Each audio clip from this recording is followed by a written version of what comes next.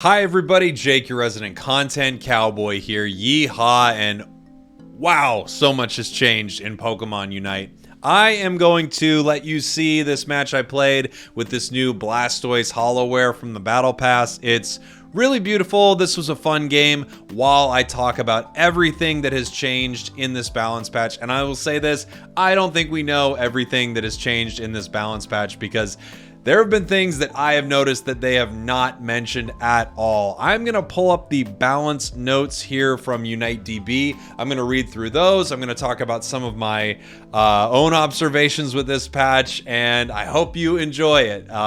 This is a crazy one, guys. This is a really crazy patch, probably the craziest patch in the entire history of Pokemon Unite. I think this is changing the game in so many ways. I'm honestly shocked we're seeing it right before a big tournament where Japan and Korea played on a different patch, a completely different game. However, that's what's happening. Teams next week are going to be playing on this new patch. Let's talk about it. First of all, they mention on these patch notes, again over here on Unite DB, I'll have a link in the description, that experience has changed, and it has changed.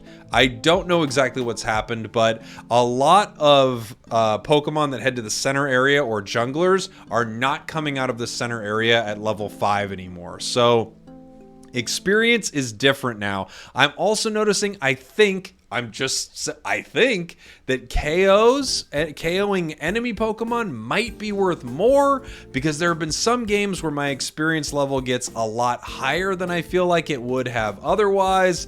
All that being said, I have no idea what's going on with experience, except a Pokemon like Greninja or Cinderace is not leaving their center area at level 5 unless they wait a long time for their experience to sort of tick up close enough where when they KO that second Corphish, they get level 5. This is actually a huge change, especially in the competitive scene. I wonder if we're going to see more teams split that center area, kind of split the buffs. I don't know what's going to happen with it, but in general, it feels like a Pokemon like Cinder, Greninja, something, Decidueye, they're going to have a disadvantage in the central area, and other Pokemon that are one-stage evolution like Zeraora or such will have a slight advantage. Zeraora is coming out of that center area at level 5, and that's because it is not gate kept at that experience level. I don't know if that's the only reason. I don't know if maybe Speedster and all-rounder experience is somehow prioritized and Attacker isn't.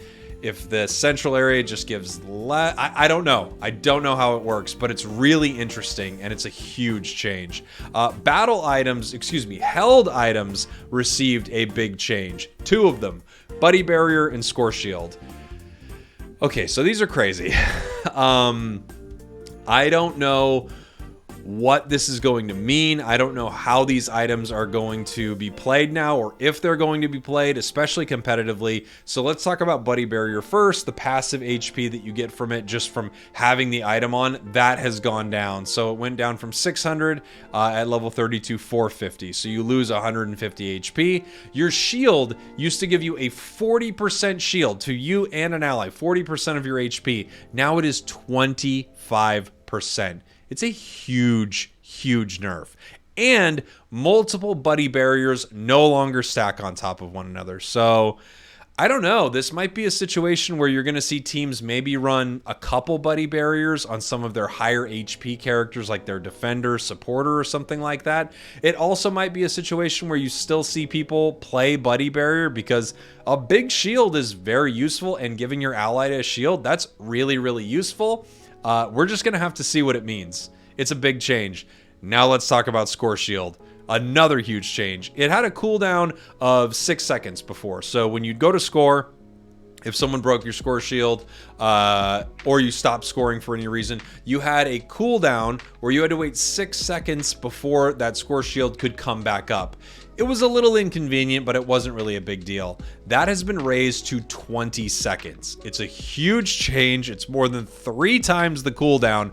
It's really, really big, and it's very noticeable.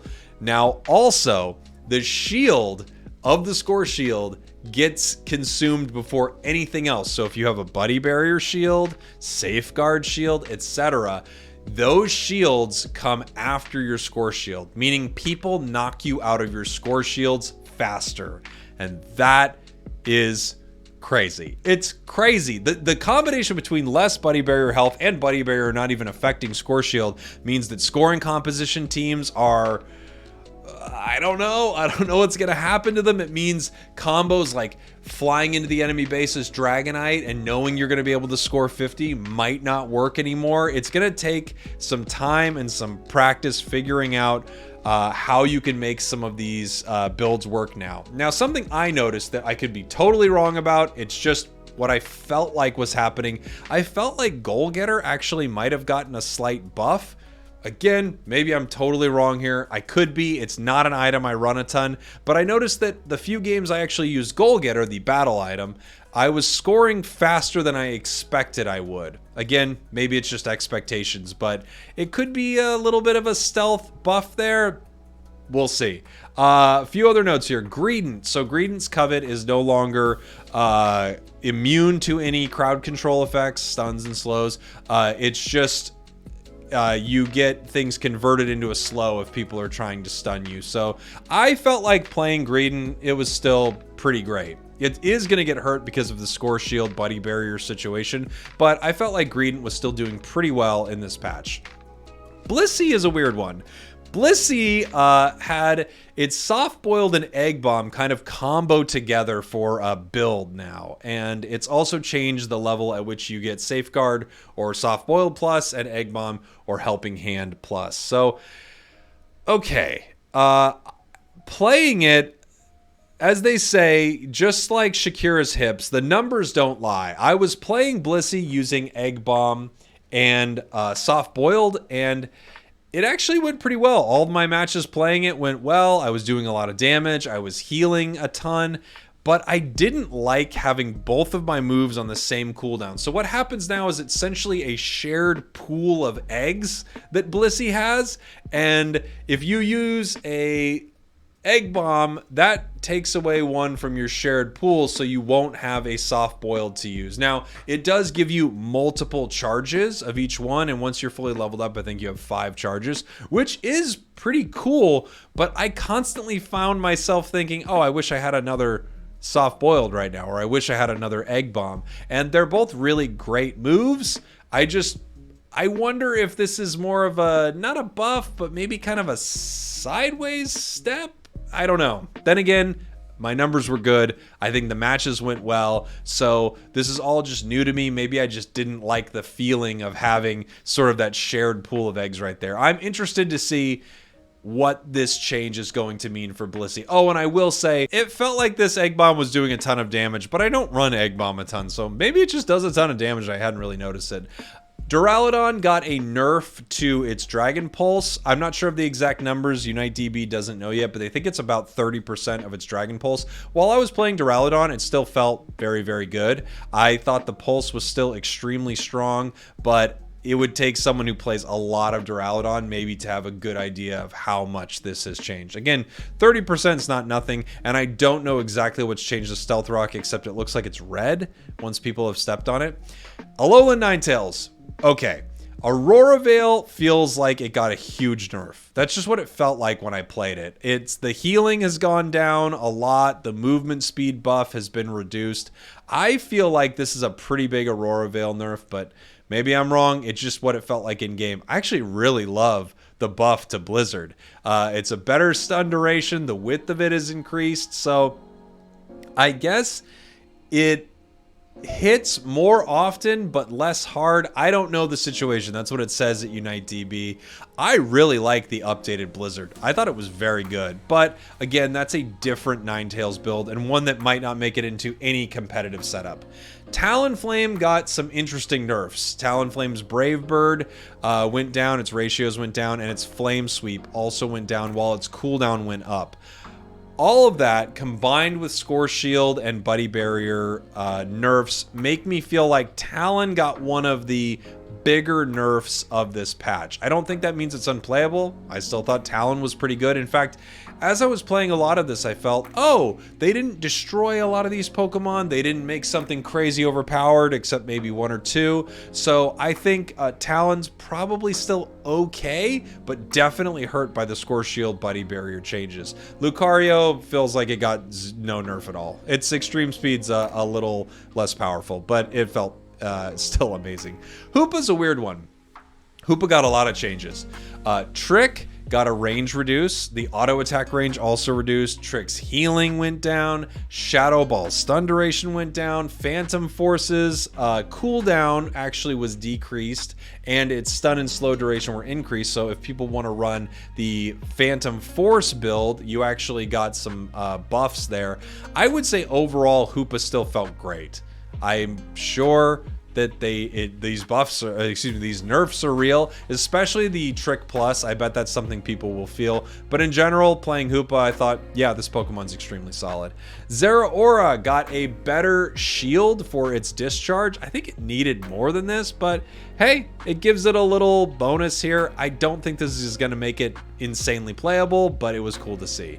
Aegislash actually got a few nice buffs. Its sword form deals more damage, and its shield form heals more with its boosted attacks. So all around, really nice for Aegislash. It also got a buff to its Sacred Sword. It stuns for longer, and it does more damage. All in all, great news for Aegislash. I thought it was already performing pretty well inside the meta, so I think this is just a nice little treat for Sword that was rising in popularity. Trevenant, on the other hand, Trevenant was bad. Got a little bit better last patch, and now I think Trevenant is awesome. It got so much better. Its branch poke, one of its early moves, it increases its slow, it increases its damage, but now it heals you 3 times for 3% of your max health. It's crazy good. Your curse is also doing more damage, and it's hurting you less. Pain Split, a move that I think is awful, or at least I did think it was awful, is now actually hurting the enemy a little bit more. I still don't think it's the move to pick. I think Hornleech is way better, but all in all, great news for Trevenant. Its cooldown time on its Unite move also reduced. This is a huge patch for Trev. They're probably the best Pokemon inside this patch. Cramorant's a weird one. Air Slash now fires a 5th blade, which is cool, I guess. And its Unite move is stronger and has a shorter cooldown. All of those things are positive. I don't think this is the big change Cramorant needed, but I'd love to be proven wrong here. As I played it, I still felt like, yeah, that's about what Cram is. Greninja got a buff to its Unite move. Its cooldown was reduced, so it's going to be able to cast it more often. I think that's kind of crazy because Greninja's already amazing, but hey, they wanted to give it that. Something I noticed also while I was playing Greninja, it seems like Greninja's double team has changed. I think they stay around longer, they take more hits, it just seems different. I know there was nothing in the patch notes that mentioned it, but I swear I feel like double team is different right now. Azumarill, I guess, is a weird one. So from Unite DB, it says the Japanese notes forgot to mention these changes. So I think this is the first time we can claim victory as being more thorough than Timmy. Also, don't let the looks deceive you. Aquatail not being able to break Score Shield was pretty backbreaking. So this might not be as nerfy as it seems on the surface. So they had a bug fix to Bubble and Whirlpool. Aquatail, now the changes to Aquatail deal more damage when the target is below 150 defense and less when they're above. It's a rough estimate, and the exact amount will change depending on items, and it no longer ignores defenses or shields. So it seems like it's doing some more damage, and then there's a bit of a trade-off there. I think Azumarill needed more, honestly. I played it. It seemed fine. It's Azumarill. I think the nerf to Buddy Barrier hurts it because you're constantly using your Unite move with that Pokemon, but that's kind of where you are with Azumarill. Something else that happened in this patch that I don't see noted here is that Crustle got its crits back on Stealth Rock. I don't know why they took the crits, why the crits are back. I have no idea what's going on with it, but Crustle got their crits back on Stealth Rock. I played a game with it, and it was actually super fun. I was crushing it with Crustle, which is really cool. Those are all the patch notes they talk about here on Unite DB and the things that they have said from Timmy. I will say that I think there's more that's been done. I don't know what. I don't know what went on with Greninja. I've also heard that Smokescreen kind of affects enemies in a different way. So I think there's more to this patch than we even know, while this is already one of the biggest patches in Pokemon Unite. I want to thank you all for watching. Thank you for listening. I hope you enjoyed that. I will see you all very soon.